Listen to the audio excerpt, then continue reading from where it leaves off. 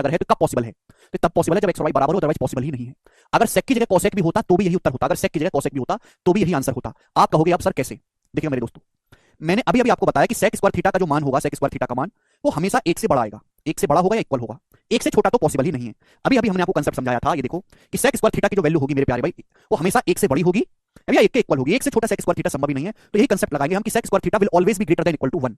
This is the concept, ये range आपको पता होनी चाहिए पहले। अगर सेक स्क्वायर थीटा का मान हमेशा एक से बड़ा है या इक्वल है तो इसकी वैल्यू भी जो आपके सामने दिया हुआ है 4xy upon x plus y square मेरे प्यारे भाई, ये वैल्यू भी आपकी ग्रेटर देन इक्वल टू 1 होनी चाहिए। ठीक है जी, बोलो भाई अगर ये सेक स्क्वायर थीटा हमेशा एक से बड़ा होता है तो इसका मान भी हमेशा एक से बड़ा होना चाहिए। तो 4xy will greater than equal to x plus y का होल स्क्वायर। आप बोलोगे हाँ जी सर बिल्कुल सही, कोई प्रॉब्लम नहीं है। अब एक बार बताओ, ये 4xy जब उधर चला जाएगा तो नेगेटिव हो जाएगा माइनस का 4xy, और ये हो जाएगा मेरे दोस्तों इधर बचेगा 0 0। अब आप मुझे खुद बताओ कि 0 is greater than equal to, ठीक है 40 उधर चला जाएगा नेगेटिव हो जाएगा। थोड़ा अभी अलजेब्रा का सवाल है, क्या बन गया बताओ जल्दी से, क्या बन गया? ये x square plus y square plus 2xy में से 4xy घटाएंगे माइनस का 2xy, ये x माइनस वाई का होल स्क्वायर बन गया। ये x माइनस वाई का होल स्क्वायर बन गया कि नहीं बन गया?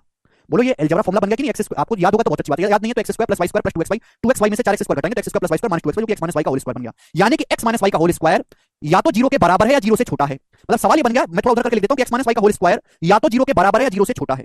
x माइनस वाई का स्क्वायर मेरे प्यारे या तो 0 से छोटा है या 0 के बराबर है। एक बात बताओ, किसी भी संख्या का स्क्वायर क्या 0 से छोटा आ सकता है? नहीं, वो तो इमेजिनरी हो जाएगा। यानी कि ये x माइनस वाई का जो स्क्वायर है ये 0 से छोटा तो कभी पॉसिबल ही नहीं है, इसकी वैल्यू 0 के बराबर ही हो सकती है। ये कंक्लूजन हमने निकाला।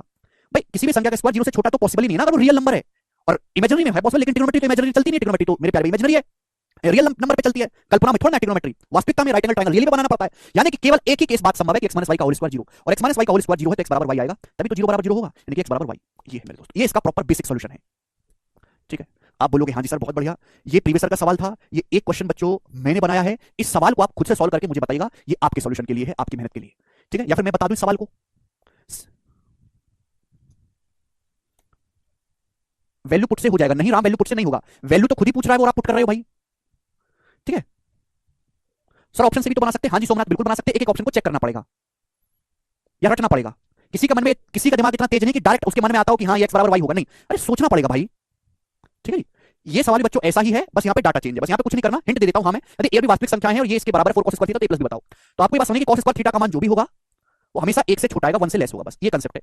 आप यहाँ को करिए, अपने आप सवाल सॉल्व होगा, परफेक्ट स्क्वायर का सम 0 बनेगा, परफेक्ट स्क्वायर का सम 0। ठीक है जी,